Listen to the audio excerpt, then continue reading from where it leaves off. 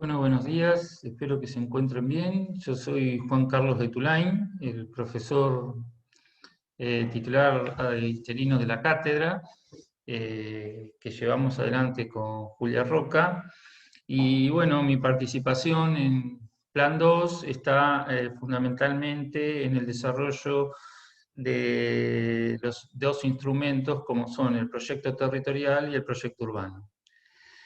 Bueno, esta clase que les voy a dar se denomina el proyecto como instrumento de intervención urbano y territorial. eh, Clase que le he armado en dos partes. Esta primera, que vamos a desarrollar la noción de proyecto y su evolución como instrumento de intervención. Vamos a ver cómo el proyecto urbano y territorial se vinculan con las distintas modalidades de planificación que ya venimos trabajando desde Planificación Territorial 1 y que Julia la ha desarrollado en Planificación Territorial 2. Y nos vamos a centrar en el concepto o en el instrumento del proyecto territorial. En la segunda parte desarrollaremos el otro instrumento, que es el proyecto urbano, y presentaré algunos proyectos urbanos de propuestas en playas ferroviarias, que es hacia donde ustedes tienen que dirigir su actividad práctica.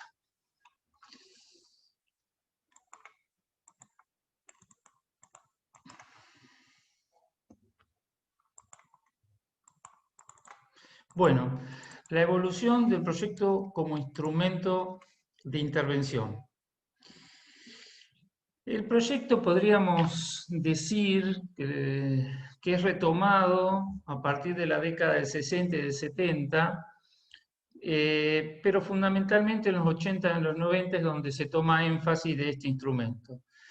A partir de la crítica que se hace a la planificación de la década de los 60 y los 70, en donde se la caracterizaba como una planificación con un enfoque funcionalista y de sistemas, en donde los problemas que se abordaban eran la ciudad y su región, y los instrumentos con los cuales se intentaba dar respuestas a estas problemáticas que se abordaban eran el plan libro de la ciudad-región. Se hablaba de plan libro porque eran unos documentos muy extensos que llevaban muchos tiempos realizarlos, que cuando se terminaban de formular ya la realidad había cambiado. Y se los consideraban que eran de un perfil abstracto, funcionalista y tecnocrático, es decir, abstracto porque se alejaban de la realidad, funcionalista porque ponían énfasis en la zonificación como instrumento, y tecnocrático porque era realizado por técnicos, pero no había participación ciudadana. Bueno, algunos de los casos es el Plan CIMEP de la región metropolitana, realizado en el 67 y 75, y en este periodo, esta modalidad que adopta el urbanismo se lo caracteriza como un urbanismo funcionalista y abstracto, en donde está basado en el zoning, es decir, la zonificación como técnica fundamental. Frente a los cuestionamientos que se le producen a esta manera de utilizar el paradigma que guiaba la planificación, en los 80-90 aparece un nuevo enfoque, que es aquel que es morfológico y operacional. Morfológico en el sentido de que frente a la abstracción de la planificación anterior, acá la ciudad toma forma, la forma de la ciudad tiene importancia, y frente a la norma como único instrumento, se entiende que tiene que aparecer una intervención del Estado más presente, que la norma solo como elemento regulatorio no alcanza, y entonces empiezan a surgir ciertos instrumentos operacionales. En este sentido, se opera, los problemas que se centran en ese momento, en esta década, fundamentalmente, es sobre la ciudad consolidada y degradada. Y los instrumentos, acá entran en debate la cuestión entre el proyecto urbano versus plan. Ahí es la década esta es donde entra ese debate, y entonces aparecen una serie de sectores de la ciudad que son abordados a partir de este instrumento como es el proyecto urbano, como relegando a una segunda instancia el plan. Muchas veces no es así, pero fundamentalmente toma énfasis la idea de que la ciudad se debe proyectar por partes. Y en este sentido, uno de los ejemplos que yo presento acá es el de las 20 ideas para Buenos Aires. Acá el urbanismo es adjetivizado o caracterizado como un urbanismo morfologista, fragmentario y operacional.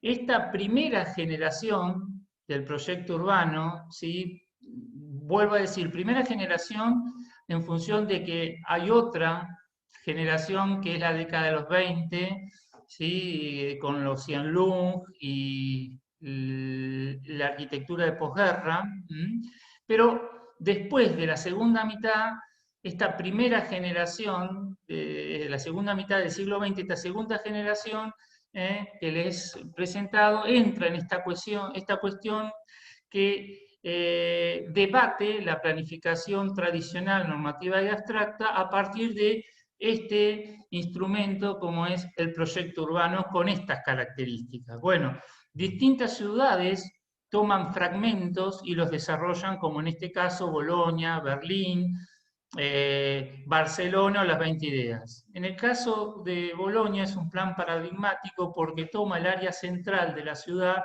como una pieza a considerar. Bien, en la próxima década, en la década de los 90 y los 2000, los enfoques siguen variando y aparecen dos tipos de enfoques. Por un lado el estratégico y por el otro lado productivista. Obviamente que ambos, como iré demostrando, están asociados. Los problemas sobre los que versa la disciplina o sobre los que se enfoca es la ciudad global y la recuperación de centros urbanos. Los instrumentos con los que trata o intenta dar frente a esos problemas es el proyecto urbano más el plan estratégico. Son un par que empiezan a ser como los determinantes, los instrumentos determinantes para gestionar una ciudad. Los casos, en este caso yo estoy poniendo en esta primera filmina Puerto Madero de Buenos Aires, es exponente de este tipo de estrategias y de enfoques. En esta década el urbanismo es adjetivizado como un urbanismo empresarial, productivista y especulativo. Esta segunda generación del proyecto urbano de naturaleza estratégica y especulativa, al que hago mención, la intervención está vista como oportunidad y como espacio propicio para hacer negocios. Es decir, la ciudad está vista como valor de cambio. Peter Hall, en Ciudades del Mañana, desarrolla un capítulo hablando sobre el urbanismo de los promotores. Bueno, estas intervenciones arrancan en Nueva York con Battery Park, pero también rápidamente se van trasladando de acuerdo al nicho o el nivel de rentabilidad que genere el capital a distintos lugares del planeta. En México, en Puerto Madero y en Barcelona, distintos lugares que han ido incorporando este tipo de intervenciones que hay un autor chileno ha denominado como la McDonaldización del urbanismo. Es decir, que son todos lugares que puestos en distintas ciudades con las mismas características. Bueno, ¿qué pasa desde el 2000 a la actualidad, en el siglo XXI? Aparecen nuevos enfoques, o por lo menos algunos estaban, pero se ponen en valor. El enfoque de la sustentabilidad desde el punto de vista de lo social, ambiental y económico, el derecho a la ciudad, que incluye democracia, equidad y justicia social, y la perspectiva de los paisajes culturales que incorpora la mirada ambiental, paisajística y patrimonial. Los problemas sobre los cuales se aborda la disciplina, bueno, hay como dos grandes focos o centros. Por un lado, la ciudad de la necesidad, la informal, es decir, todos aquellos espacios degradados física, social y económicamente, que en la década anterior fueron relegados. Y por el otro lado, la ciudad metropolitana, los espacios periurbanos, las infraestructuras, los residuos, el territorio difusos y las cuencas hídricas son como aspectos sectoriales dentro de la ciudad metropolitana. Los instrumentos con los cuales se abordan estas problemáticas, por un lado está en la escala urbana el proyecto urbano y el plan urbano de ordenamiento, y a escala territorial encontramos el proyecto territorial que voy a desarrollar a continuación y los lineamientos o directrices de ordenamiento. Algunos de los casos que presento: Villa Tranquila en Avellaneda y el proyecto de Reconquista en la región metropolitana de Buenos Aires. ¿Cómo se adjetiviza este urbanismo? Se habla de un urbanismo sostenible y social. Esta tercera generación, como la domino, la defino de esta manera, del proyecto urbano ambiental, social y multiescalar, es la que estaría hoy estando en vigencia. Busca esta articulación entre plan, proyecto urbano, proyecto territorial, centrado en una razón ecológica y la ciudad vista como función social o el valor de uso de la ciudad, ya no el valor de cambio.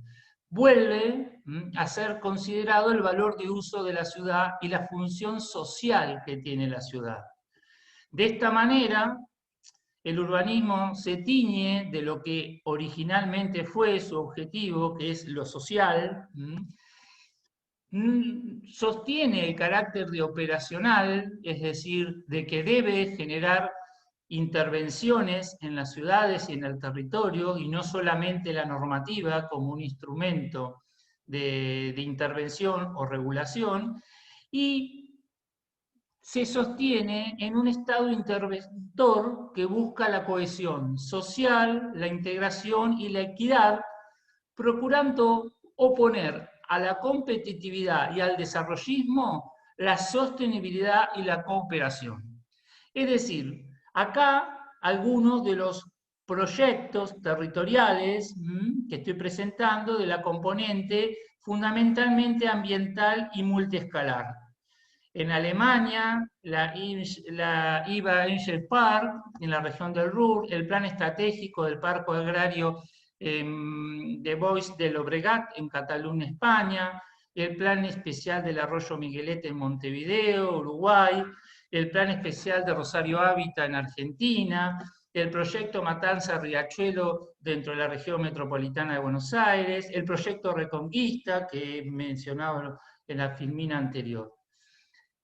Aquellos que ponen énfasis en la componente ambiental, por ejemplo, este proyecto de urbanización ecológica de Freiburg en Alemania, el proyecto Västra Hanen en Malmö, Suecia, el proyecto de Hammarberg Sottak en Estocolmo, también Suecia, los parques inundables en Santiago de Chile, el proyecto sobre el río Mapocho en Santiago, el proyecto de la Hontanada, todas intervenciones en donde la componente ambiental tiene su peso prioritario.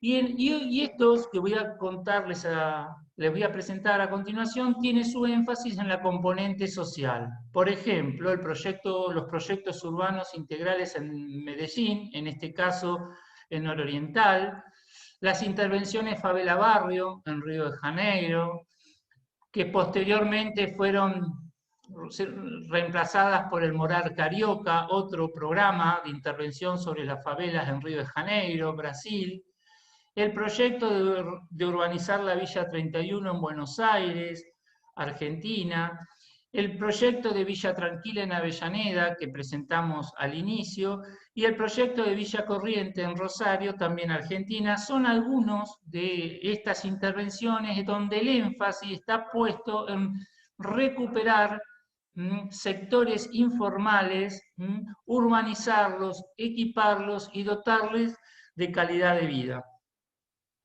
Bien, Hasta acá hemos visto cómo ha ido evolucionando el proyecto como instrumento de intervención. Ahora bien, ¿cómo se vincula el proyecto con las modalidades de planificación? Bueno, este cuadro ustedes ya lo conocen, es de Pujada, Romá y von Haun. Lo hemos manejado de Planificación Territorial 1, en donde, bueno, en principio entendemos que la planificación territorial define la estructura espacial para integrar las distintas políticas. En este sentido, tenemos como dos grandes marcos de planificación. Por un lado, la normativa, esencialmente regulatoria, y por el otro, la no normativa o la planificación estratégica. ¿Sí? Dentro de la no normativa o planificación estratégica, tenemos que se basa en ejes estratégicos. Pero por otro lado, la planificación normativa se maneja a esta escala a partir de lineamientos o directrices.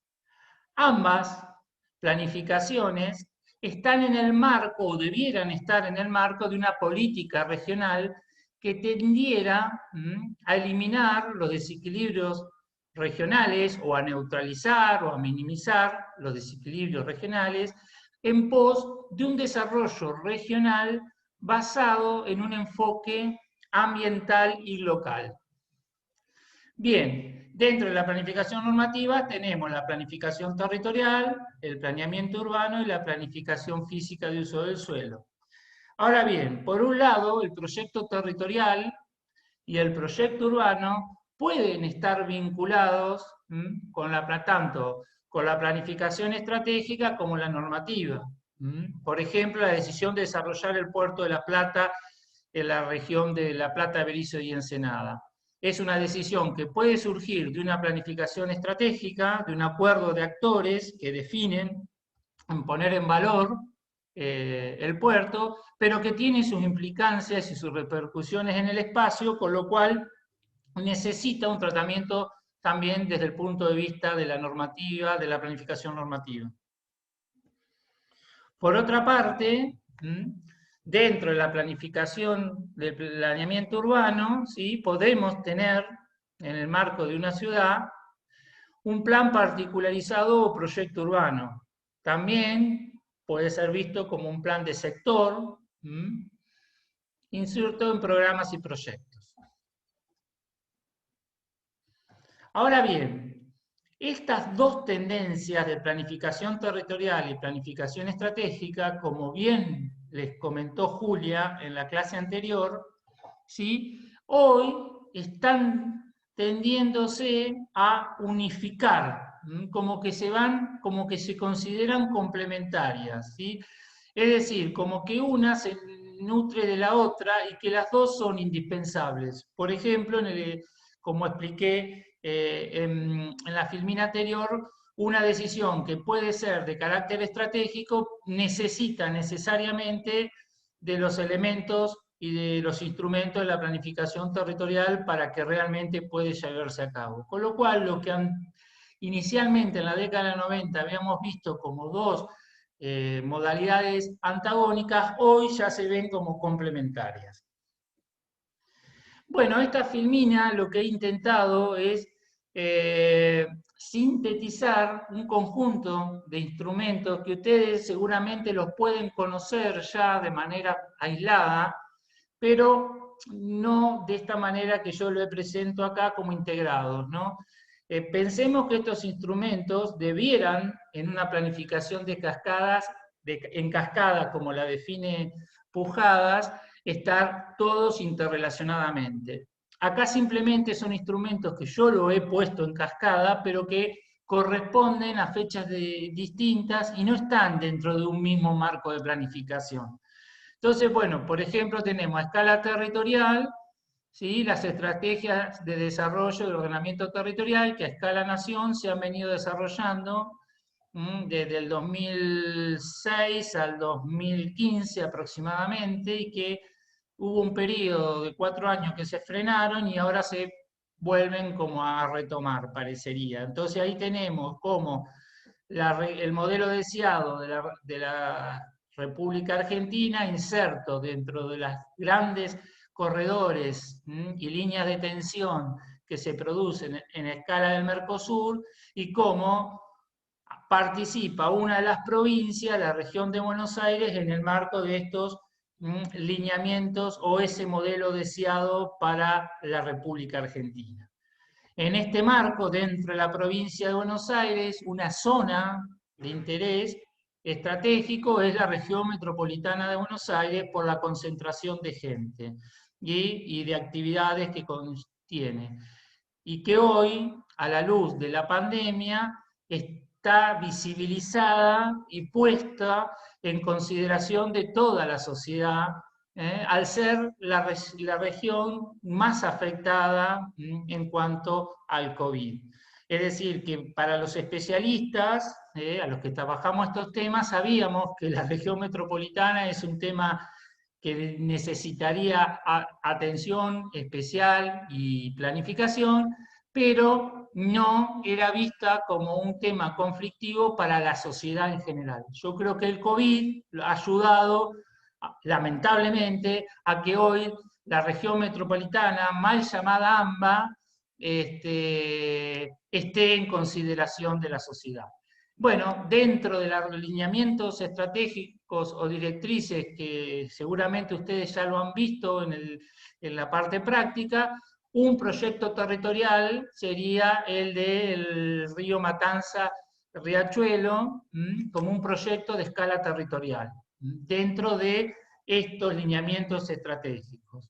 A escala de planes urbanos, por ejemplo, tenemos el plan urbano ambiental y el estratégico para la ciudad de Buenos Aires, ¿sí? Que toma un sector con 3 millones de habitantes, y dentro de ese plan estratégico o urbano ambiental, un sector como es su área central, que es el plan de sector que estoy marcando en la siguiente imagen.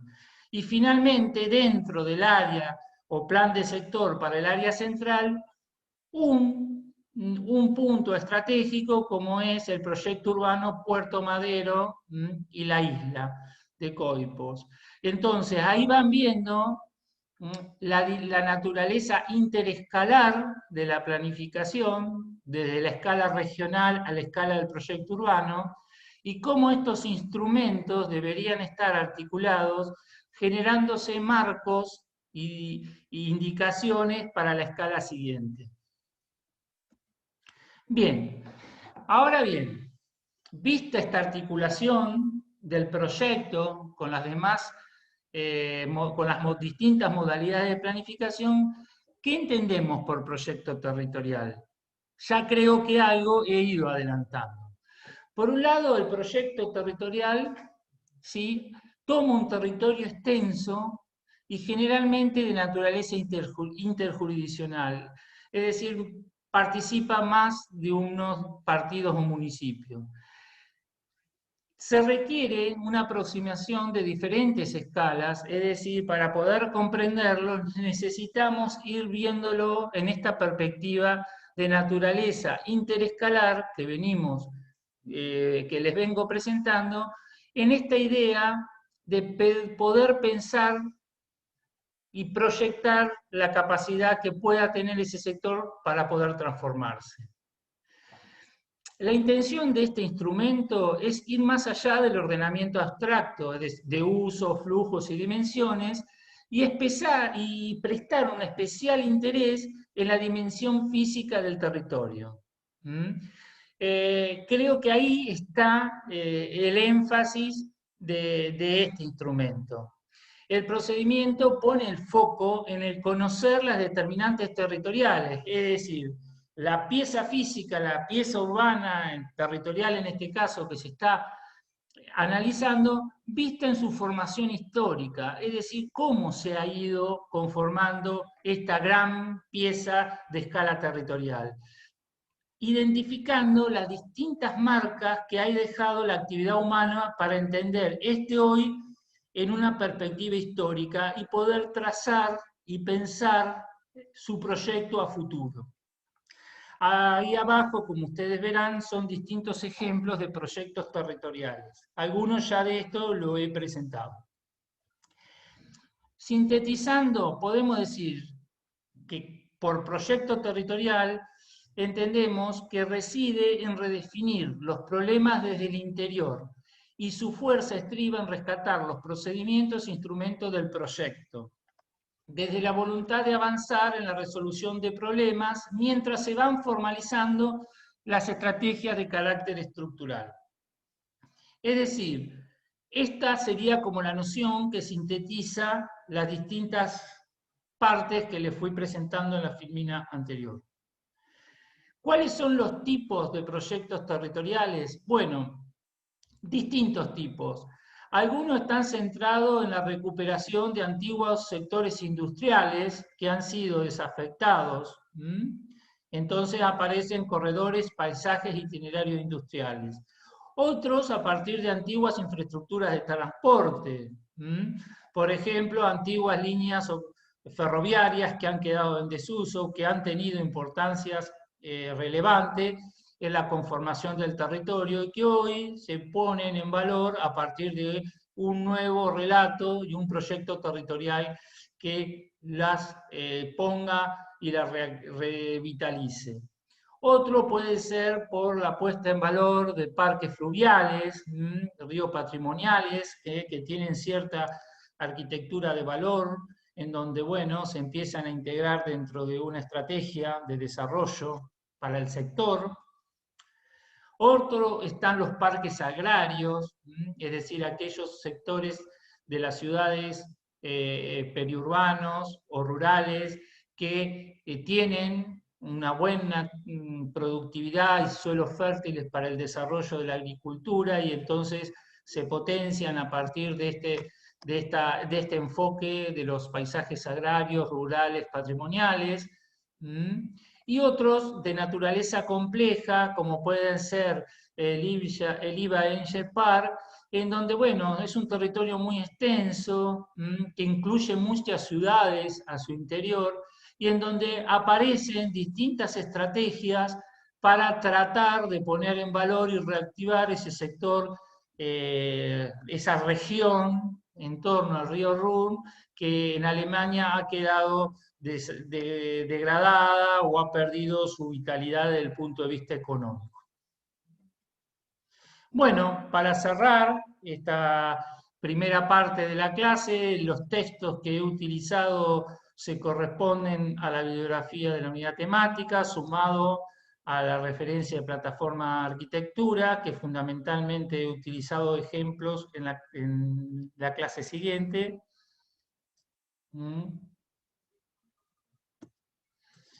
Muchas gracias por su atención y sigan cuidándose, quédense en casa. Nos vemos en la próxima charla.